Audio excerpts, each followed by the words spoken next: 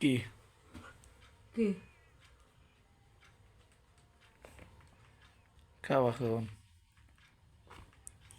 হ্যাঁ কটকটা হয়েছে।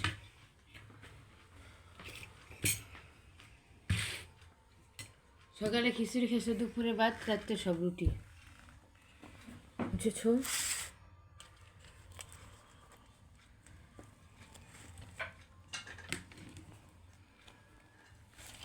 কাটার ডাজে ধান নাই, চাকালা কি যেন কাটে চাকালাডা আছে। এই যে ওনার চিনা না মোস্তফা মাঝখানে ওই যে